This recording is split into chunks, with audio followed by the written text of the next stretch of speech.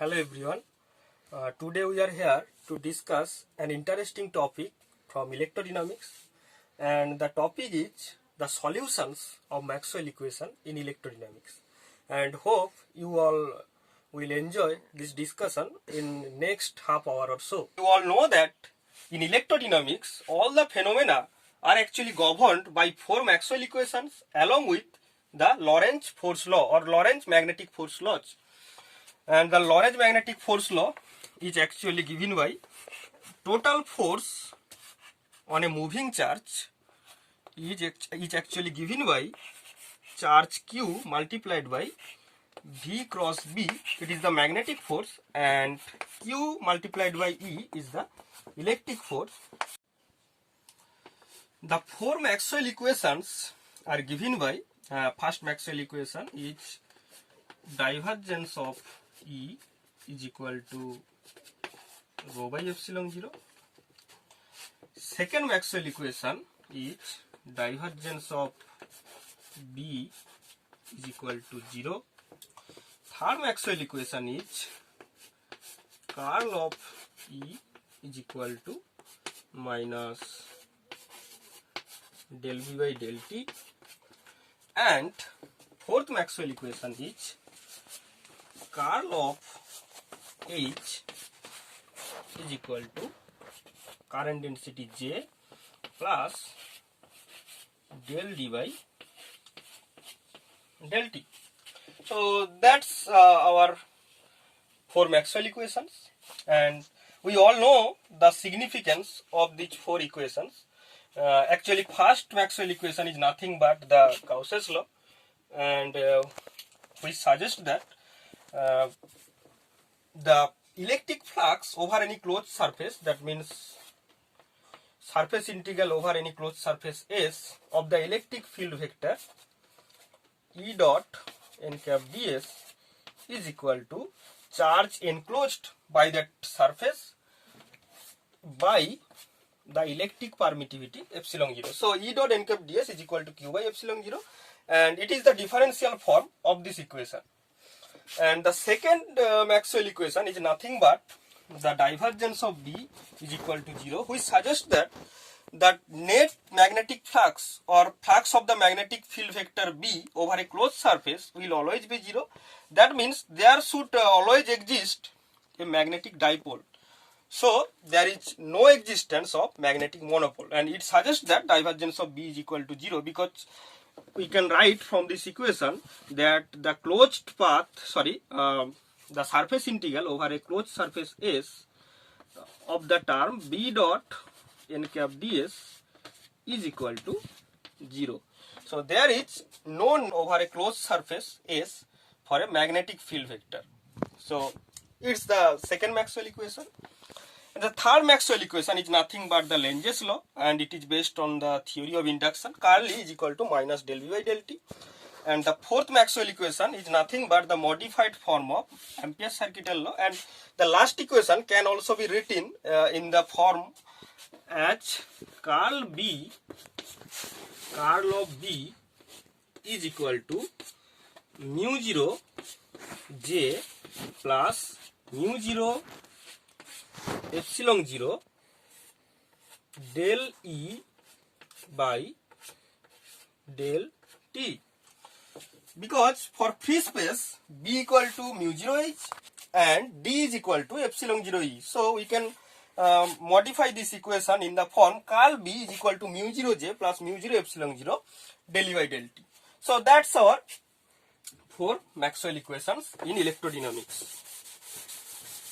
And quickly, I am just introducing these four Maxwell equations before you. Now, look at the fact. I am going to discuss some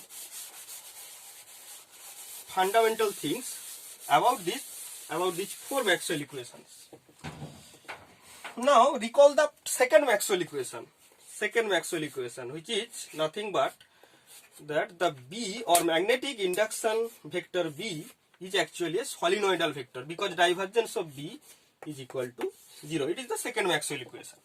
And you all know from vector algebra that divergence of curl of any vector will always be 0. That means divergence of curl of any vector, suppose it is A, is always 0. So divergence of curl of any vector will always be 0. So here, as divergence of B is equal to 0, then this B can be written as the curl of any vector. Let's say this vector is A. So B can be written in the form B is equal to curl A. And this A vector is called magnetic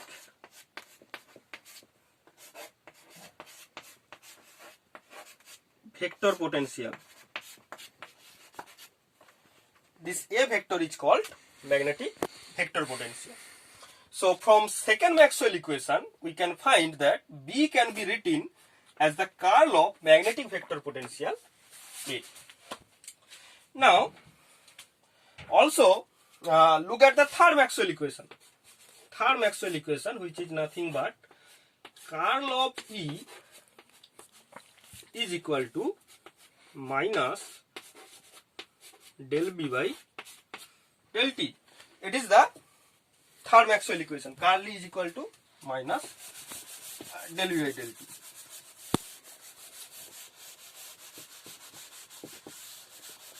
So this equation can be written in the form as B is equal to curl A. B is equal to curl A. So here instead of this term we can write minus del del T of curl A. So this is nothing but minus del del T of curl A, and curl this curl operator actually done over the space coordinate, that means x, y, z or r.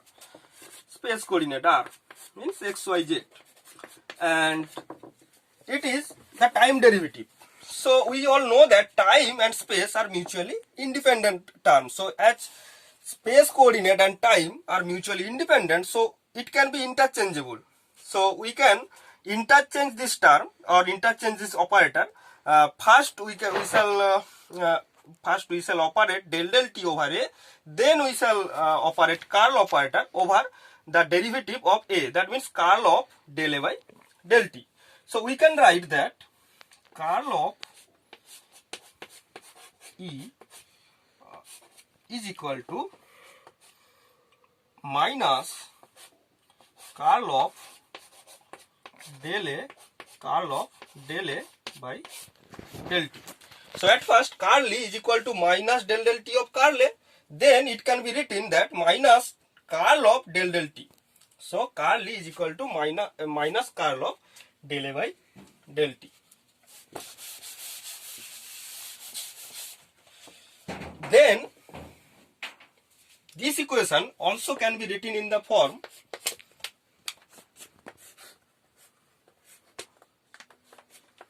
curl of E plus del A by del T is equal to 0. So from this equation we can write curl of E plus del A by del T is equal to 0. And again we shall take refuge to the vector algebra, and vector algebra suggests that curl of gradient of any scalar will always be 0. That means curl of gradient of any scalar, suppose f, will always be 0. So from that idea we can write that, or we can write this term E plus del A by del T as a grad of any scalar function. Suppose the scalar function is taken here as phi. So from the idea of vector algebra we can write E plus del A by del T is equal to a grad of some function, suppose grad of phi. And here we are taking by convention that E plus del A by del T is equal to minus grad phi, and this phi is called electric scalar potential. Electric scalar potential. Electric scalar potential. So A is magnetic vector potential and phi is electric scalar potential. Now why I am here taking minus sign here? Why I am taking minus sign here? Because here I am following the convention, and the convention is recall the idea of electrostatics. For any electrostatic field E, suppose electrostatic field ES, it is a conservative force field. So there we can write curl E is equal to 0. For electrostatic field, curl of ES is equal to 0. Then we can write ES is equal to as a minus of grad of electric scalar potential for static electric field phi s. So ES is equal to minus of grad phi s. And here we all know that for a Coulombic force or Coulombic electrostatic force, the equal charge always repel and the opposite charge will always attract, and or the repulsive force between two equal charge is always, so repulsive force is positive. By convention we take the repulsive force by convention as positive, and attractive force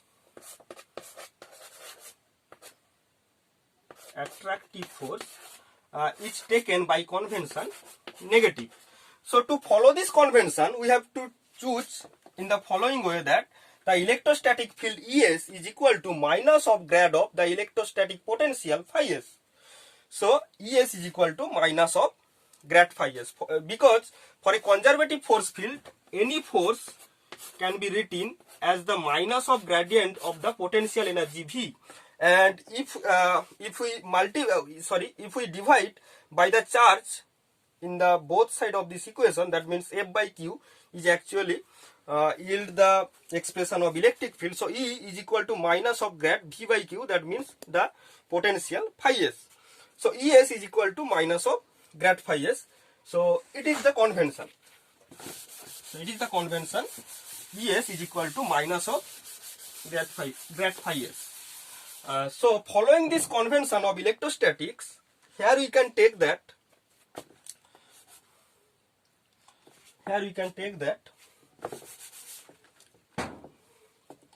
for a electromagnetic field, that means moving electric field, it may be E plus del A by del T is equal to minus of grad phi.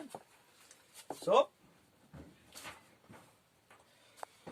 E plus del A by del T is equal to minus of grad phi. And some while ago we have found the relation that B is equal to, magnetic field B is equal to curl of A, and now we can write E is equal to minus of grad phi minus of del A by del T. So here we can transform, or we can write the fields, that means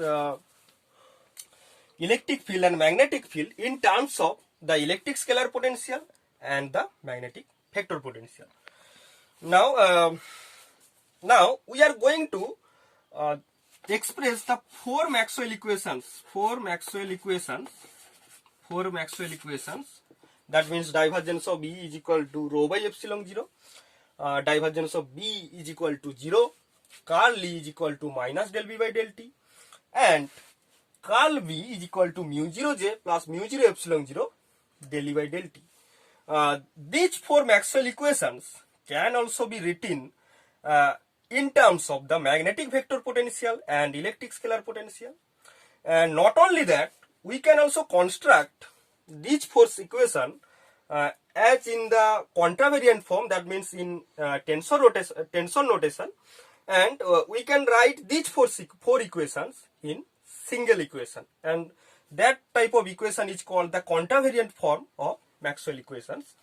And we can accomplish this idea by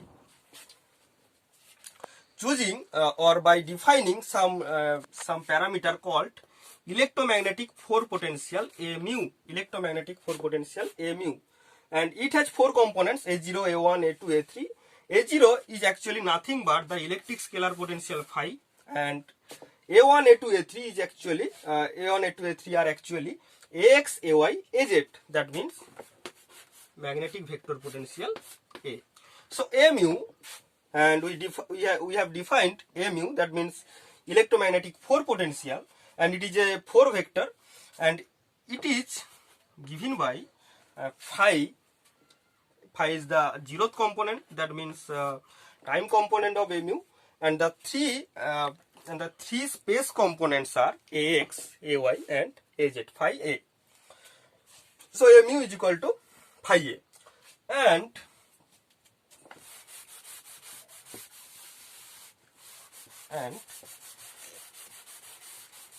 introducing these ideas, we can write the four Maxwell equations in the form of contravariant form of intention rotation as del mu F mu nu is equal to J nu. So that's the contravariant form of four Maxwell equations, where this M mu nu is called the electromagnetic field tensor, EM,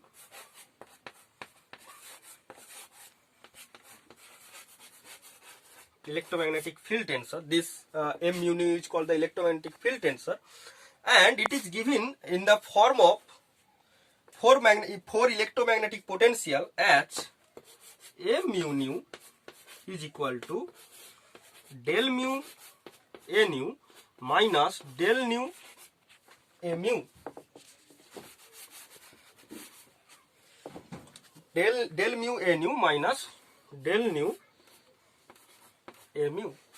So M mu nu is equal to del mu A nu minus del nu A mu, and it is a odd tensor because antisymmetric tensor or odd tensor, because if we write F nu mu, that will be equal to del nu A mu minus del mu A nu, and it will be actually equal to the minus of F mu nu. So it is called the electromagnetic field tensor, and in terms of this electromagnetic field tensor, we can write the contravariant form of Maxwell equation in this way, and where this J nu actually called the 4 current density J nu, and it has also 4 components, and the time component or the zero component J0 is nothing but the volume current density rho, and other 3 components are the volume current density J, that means Jx, Jy, Jz.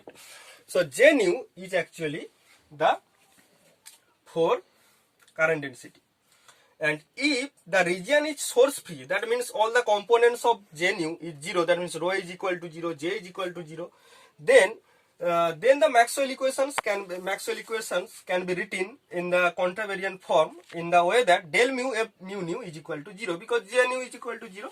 So del mu M mu nu is equal to J nu, that means J nu is equal to 0. But here we are considering the general term, that means there is the existence of source term. So here we can write del mu M mu nu is equal to J nu. So it is the contravariant form of Maxwell equations, that means 4 Maxwell equations. Now, by putting the values of M mu nu in terms of A nu or electromagnetic force potential, we can write del mu over del mu A nu minus del nu A mu is equal to j nu, and del mu over a nu minus del nu over a mu is equal to j nu. So that's the Maxwell equations we have found in quantavariant form. Now this 4 current density as well as this 4 electromagnetic tensor are in the representation of space coordinate. That means this a nu and j nu, or a mu and j nu, each are actually the function of time and 3 space coordinate.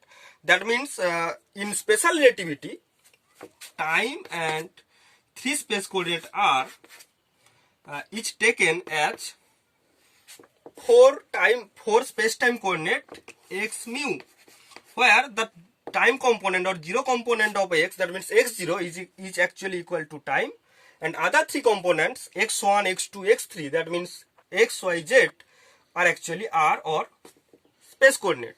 So here you can write that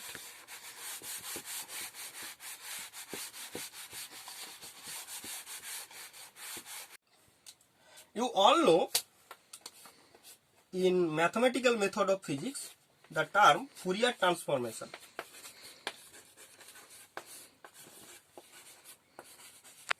Fourier transformation, and basically it is an integral transformation, and it can be done in this way. Suppose g function of k is the Fourier transform of some function fx, then g function of k will be 1 by root over twice pi minus infinite to plus infinite integration over minus infinite to plus infinite fx e to the power ikx dx. So here e to the power ikx is the kernel of this transformation, and the Fourier transform can be done in this way. Gk is equal to 1 by root over twice pi integration from minus infinite to plus infinite fx multiplied by the kernel e to the power ikx dx. So similarly, if we want to define the inverse Fourier transform, that means if we want to find the form of fx from gk, then fx will be in the form 1 by root over twice pi minus infinite to plus infinite gk e to the power minus ikx dx. So it is a conjugate kernel. If the kernel for Fourier transformation is e to the power ikx, then the kernel of the inverse Fourier transform will be e to the power minus ikx. So that's the formula for Fourier transformation. Now if we want to make Fourier transformation of some function of r, that means it's a function of 3D coordinate f of r. So Fourier transformation of that function will be like g function of k. K means here kx, ky, kz, and it will be as 1 by root over twice pi whole cube minus infinite to plus infinite f of r e to the power I k dot r dr. Dr means here d over vectorial r, so it is basically a volume integration. And look at the kernel. The kernel is here e to the power I k dot r. So similarly, the kernel of the Fourier inverse transformation of such a function, suppose we are going to find f function of r from the function g of k, then it will be f of r is equal to 1 by root over twice pi whole cube volume integration ranging from minus infinite to plus infinite, that means over all space, g function of k vector e to the power minus I k dot r, there the kernel will be e to the power minus I k dot r dk. Dk means d vector of k, that means dkx, dky, dkz, that will be the volume integral in k space. So that's the nature of Fourier transformation for a 3-dimensional function, or the function of 3-dimensional coordinate, or f of r. Now here we are going to find the form of Fourier transformation of a 4 vector. That means some quantity which possesses 4 coordinates. Suppose 4 component. Here it is some component. Let suppose q mu be a 4 vector. It is a 4 vector. Q mu, it is a 4 vector, and this q mu is the function of x mu. That means it's the function of 4 space-time coordinate. That means it is the function of time and x, y, z. Then we want to find the Fourier transform of this quantity. That means it would be like q nu tilde, where q nu tilde is the Fourier transform of q mu. So it is the Fourier transform. Q mu tilde is the Fourier transform of q mu, where q mu is the function of space-time 4 coordinate. Q mu is the function of space-time coordinate, and we are going to find the Fourier transform of this quantity q mu, and let the Fourier transform of q mu, which is the function of x mu, is the q mu tilde. So obviously this q mu tilde will be the function of k, but it is the function of k mu. That means this k will also be the 4 vector. That means it has 4 component k0 and kx, ky, kz. So obviously this q mu tilde will be in the form, suppose 1 by root over twice pi whole to the power 4. That means twice pi whole square. So q mu tilde is equal to, which is the function of k mu, will be equal to 1 by twice pi whole square. This is the 4 integration. That means integration over 4 volume into q mu, and the kernel will be e to the power I k mu x mu dx mu. Dx mu is basically dx, dy, dz, dt. So it is, as it is the 4 volume, so it is basically integration over 4 dimensional volume. So the Fourier transform of q mu will be the q nu tilde, and it will be equal to 1 by twice pi whole square over and 4 volume integration over q mu e to the power I k mu x mu dx mu. And similarly, the inverse Fourier transform of such quantity will be k mu will be equal to q mu tilde 1 by twice pi whole square 4 volume integration over q mu tilde e to the power minus I k mu x mu dx dk mu. That means there the kernel will be e to the power minus I k mu x mu instead of I k mu x mu. So the form of Fourier transform for a 4 vector will be in such a form.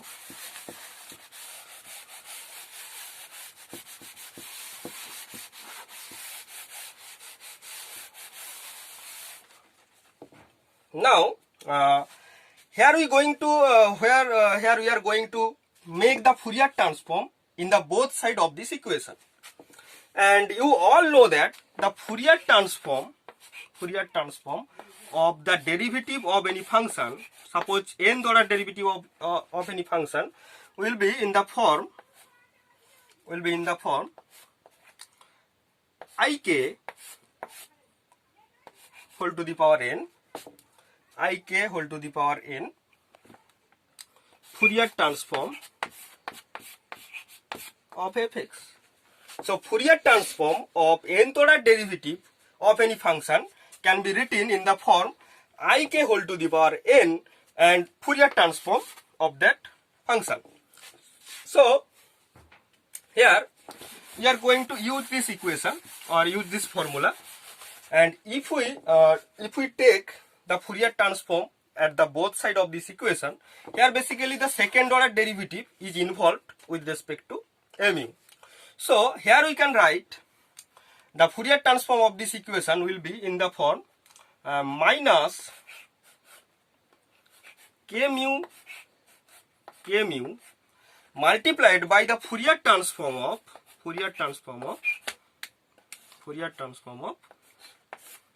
nu. So the Fourier transform of this quantity will be minus k mu multiplied by this term Fourier transform of nu, minus it will be k mu minus and another minus, that means minus and minus will yield plus.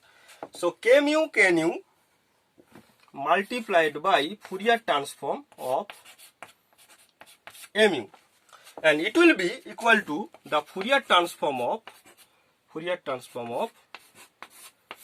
nu.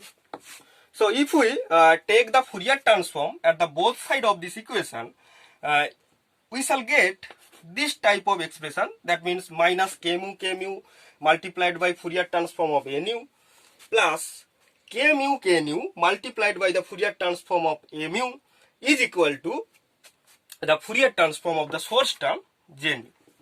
Now this term k mu and k mu is basically the it is equal to k square. So k mu or contravariant k multiplied with the covariant k will yield the magnitude equal to k square. So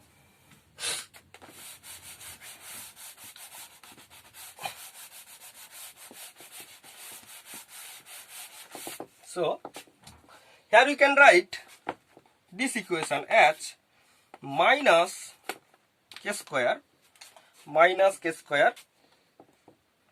Fourier transform of this quantity, let's say it is a nu tilde.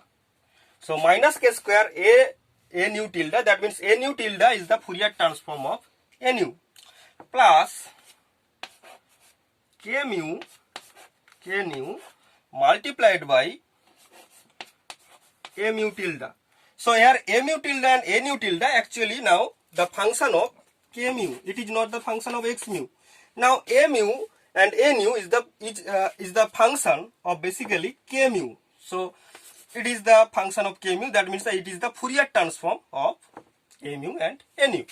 So minus k square a nu tilde plus k mu a mu tilde is equal to, suppose the Fourier transform of the source term j nu is j nu tilde. So after taking the Fourier transform at the both sides, we can get the Maxwell equation, the contravariant form of Maxwell equation in this way. So that's the finding of the equation after taking the Fourier transform. And now it can be written in the form, suppose we are taking the common k square minus k square, then we can write minus k square multiplied by suppose this a nu tilde can be written in the form a mu tilde multiplied by Kronecker delta mu nu. So a nu tilde is equal to a mu tilde multiplied by Kronecker delta mu nu minus k nu by k square, and this term is a mu tilde, and it is equal to j nu tilde. So this equation can be rearranged in this way: minus k square a mu tilde multiplied by delta mu nu minus k nu by k square a mu tilde is equal to j nu tilde.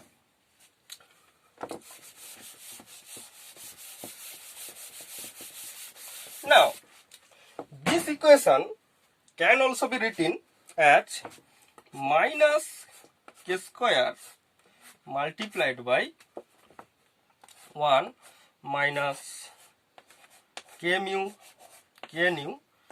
by k square. Sorry, here it is not 1, here it will be actually delta mu nu, delta mu nu minus k nu by k square operated over a mu tilde is equal to j nu tilde. So this is the quantavariant form of Maxwell equation in K space, that means in Fourier space. So here a mu tilde is the function of k mu, and j nu tilde is the function of k mu.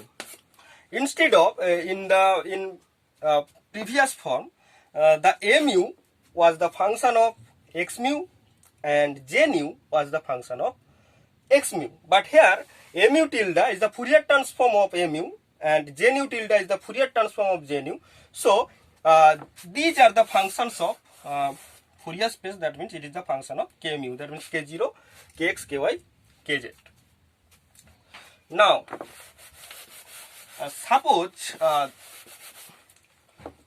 suppose we define this operator as p mu nu. This operator is p mu nu, where p mu nu is equal to this.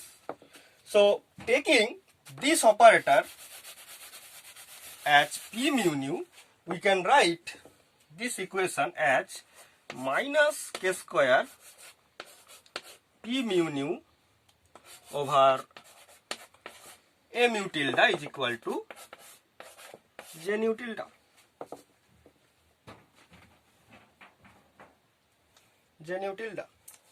So here the equation takes the form minus k square p mu nu. P mu nu is basically the operator. P mu nu operated over a nu tilde bar, sorry, a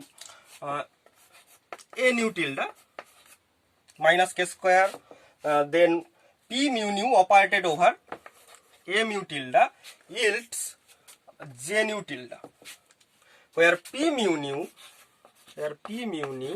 this operator actually delta of mu nu minus k mu k nu by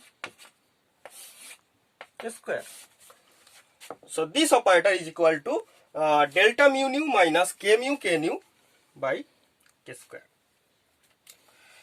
Now look at this equation and this operator, this p mu nu operator. We can show that this operator is basically a projection operator, or it can be said that it is an idempotent operator. And you all know what is idempotent operator.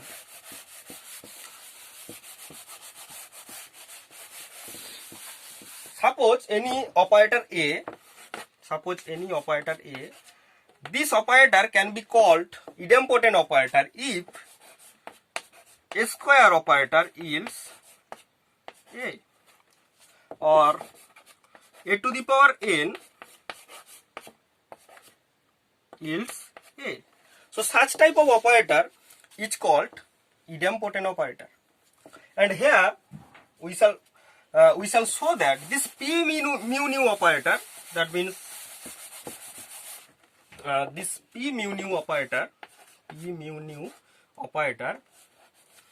it is an idempotent operator. It is an idempotent operator. P mu nu is an idempotent operator. So in order to prove this relation or prove this statement that p mu nu is an idempotent operator, we are going to find the form of p square mu nu. That means p square mu nu. It can be written. It can be rather written prominently like p square mu nu. So p square mu nu can be found as p mu alpha into p alpha nu. So p square mu nu is equal to p mu alpha into p alpha mu. And we all know that P mu alpha will be like delta of mu alpha minus K mu K alpha by K square multiplied by delta of alpha nu minus K alpha K nu by K square. So P square mu nu is equal to delta of mu alpha minus K mu K alpha by K square multiplied by delta of alpha nu minus K alpha K nu by K square. Now look at carefully.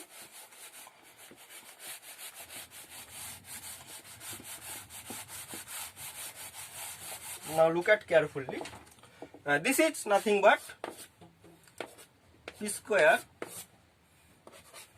mu nu. So P square mu nu is equal to that, and this is equal to we can multiply with Kronecker delta mu alpha with Kronecker delta alpha nu, and this is delta of mu nu, and this term this term after being multiplied with this term can yield delta mu nu with K alpha K nu. That means it will yield K alpha will be remain same, and this term K nu will be remain same, and K alpha after being multiplied with delta mu nu can yield K mu. So K mu K nu by K square. Then this term after being multiplied with this term can yield similarly K mu K nu by K square, and this term after being multiplied in the denominator it will yield K to the power 4, and here K alpha will yield K square. So K alpha multiplied with K alpha will K square. So in the denominator K to the power 4, in the numerator K square, so it will yield 1 by K square, then K mu K nu. So it will yield K mu K nu divided by K square. So here we find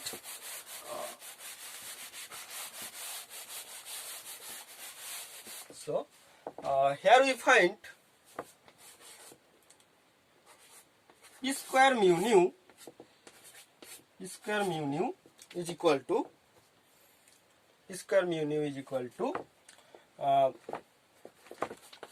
delta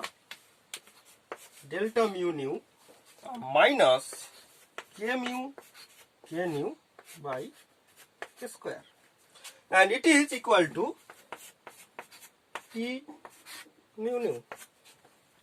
So here P square mu nu is equal to P mu nu. That was the form of P mu nu. So P square mu nu is equal to P mu nu. Then P cube mu nu will be equal to P square into P mu nu. Then P mu nu into P mu nu means P square mu nu means P mu nu. So P to the power n mu nu will also be like P mu nu. So here we find that this P mu nu, it is an idempotent operator.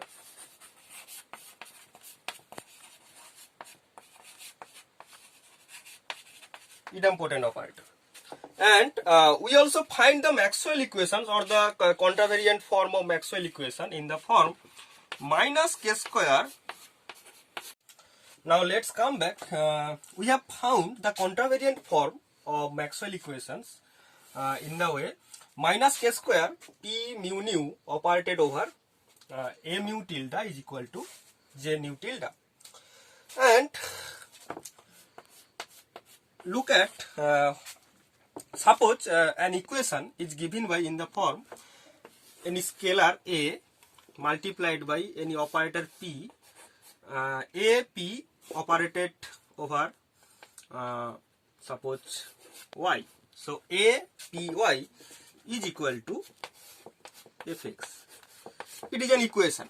So an equation is given by A multiplied by Py is equal to Fx, where this P operator is an idempotent operator. That means P to the power n equal to P. So P to the power n is P. So P is an idempotent operator. So in such a case, if any equation is given by APy is equal to Fx in that form, where P is an idempotent operator, then we can say that the solution of this equation cannot be unique.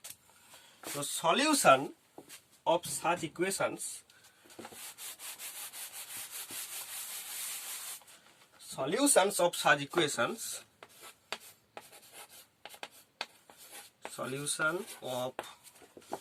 such equations is not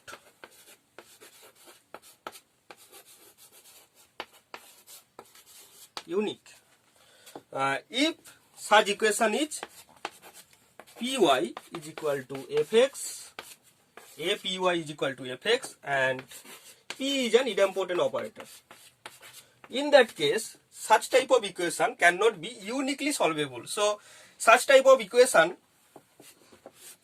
may such type of equation may have infinite number of solutions. So there is no unique solution for such type of equation. So clearly here the form of Maxwell equations suggests that there is no unique solution for such type of equation. So Maxwell equations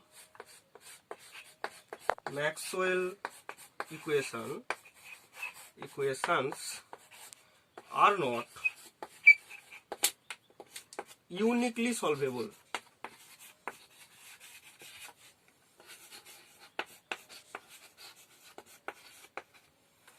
So Maxwell equations are not uniquely solvable. That means the solutions of Maxwell equation, which is mu or mu tilde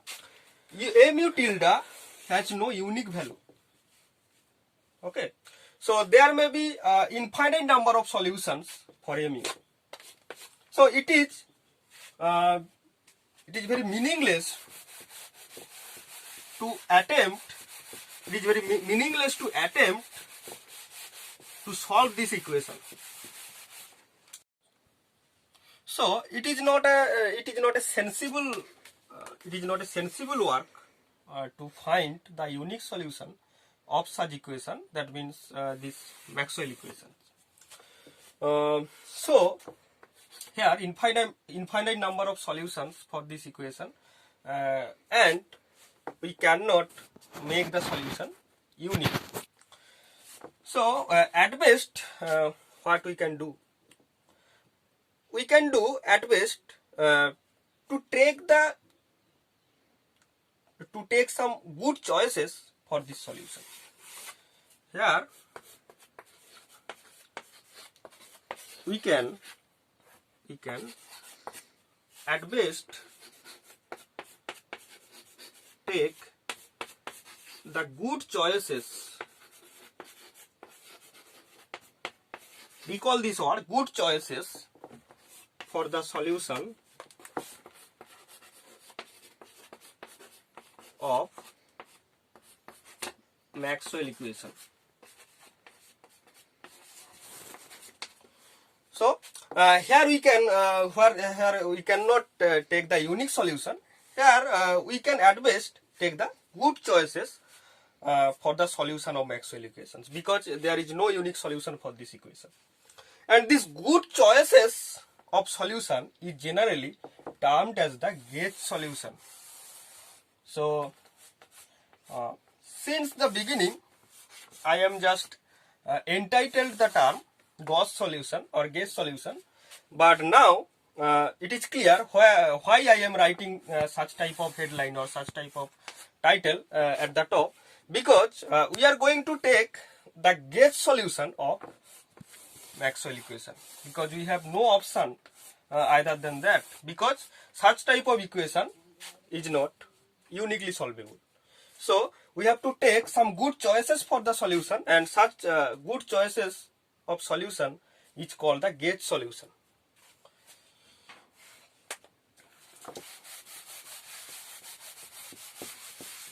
So we are going to discuss about some well-known good choices or well-known gauge solution in the next class, and the well-known gauge solutions are generally named after Coulomb and Lorentz. So we have two types of gauge solutions.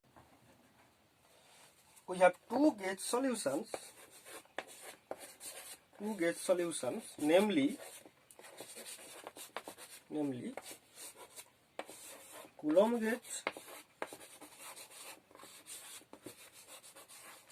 gauge and another is Lorentz gauge.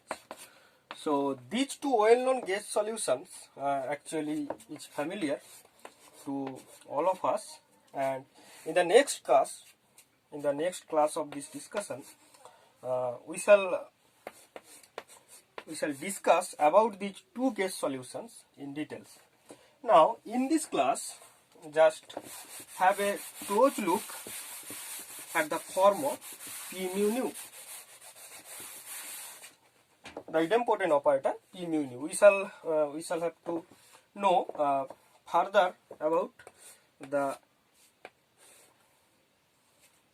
idempotent operator P mu nu. P mu nu is an idempotent operator.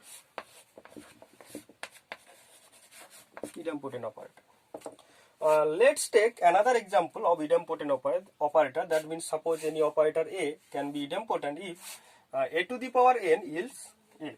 Such type of operator is called idempotent operator, and here P mu nu is also such type of idempotent operator. But another, let's take an example of idempotent operator, and you all know in quantum mechanics you all may have used this operator called projection operator. Suppose projection operator pi alpha is defined as k alpha bra alpha.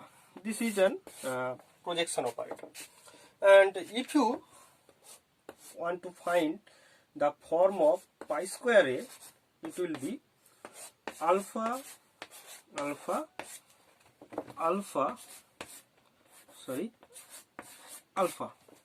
and as these alphas are the orthonormal basis, so the norm of alpha is 1, so it is equal to 1, so we can write it is alpha and it is equal to pi alpha.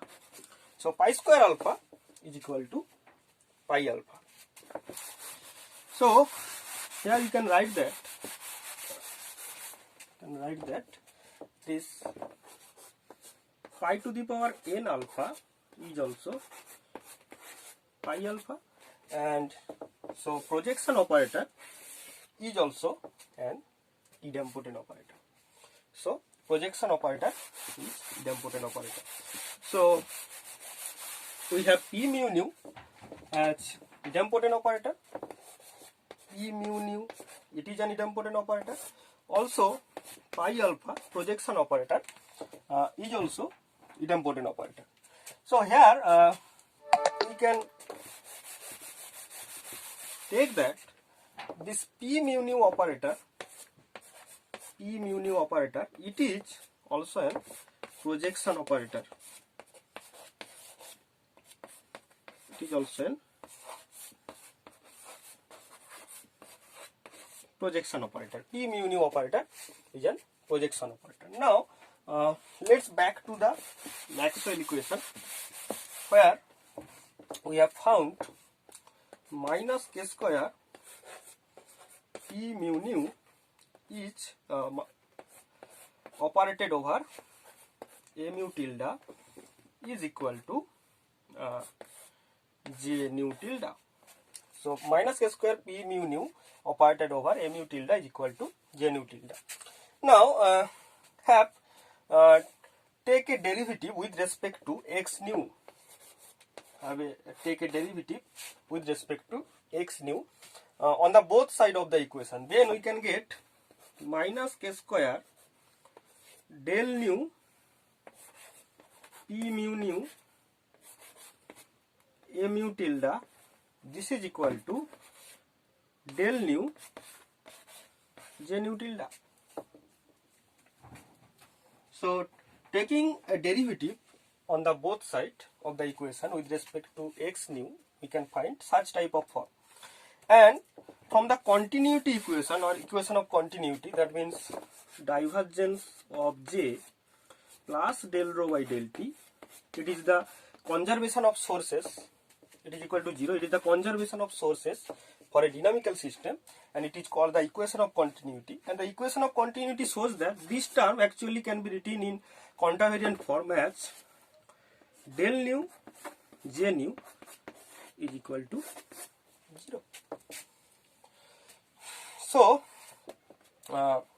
such type of form we can get del nu j nu is equal to 0. So here we can find that as it is equal to 0, so del nu p mu nu a mu tilde is equal to 0. So here we can find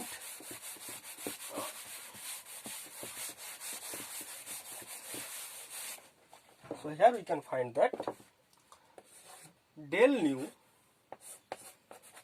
p mu nu a mu tilde is equal to 0, and we have already found that the value of a mu tilde is not unique. So it is not unique.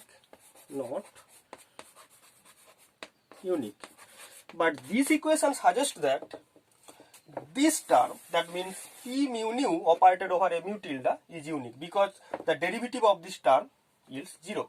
So it is not unique. A mu tilde not unique, but p mu nu a mu tilde, this term is unique. And what it means? It means that although the solutions of Maxwell equation, that means this a mu is not unique because Maxwell equations are not uniquely solvable. So these a mu's are not unique. But the projection of all the solutions, all the different solutions, because there may be infinite number of solutions. So though the solutions may be in different form, but the projection, because it is a projection operator or idempotent operator, so the projection of all solutions or projection on the set of the solutions of the Maxwell equation yield a unique quantity. So although the solutions are not unique, but the projections of all the solutions or the projection on the set of a mu, we can just assemble all the solutions.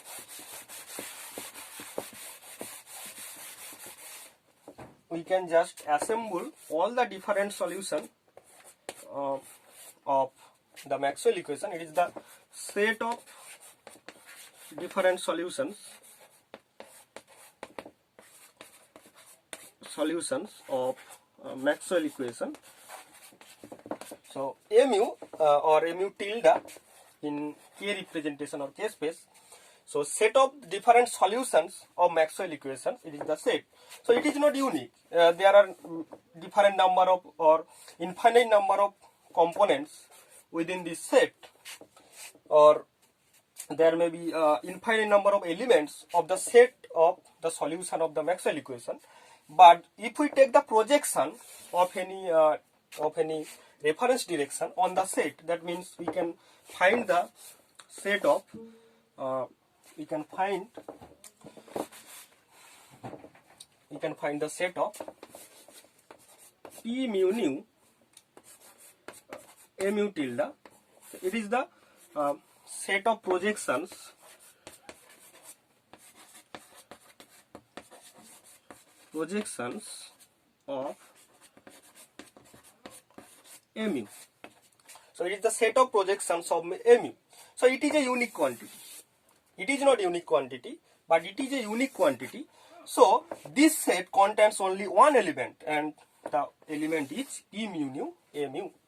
So over taking projections over all different choices of mu, we can find the only one result, and the result is unique, p mu nu operated over mu tilde. So that's the scenario here, because some while ago we have found the Maxwell equations cannot be uniquely solvable. So we have to take some good choices or guess solutions for the Maxwell equation. But here it's an interesting thing about the solution is that although the solutions are not unique, still the projections of all the solutions yield a unique quantity. And let's represent this scenario in graphical method or in graphical representation.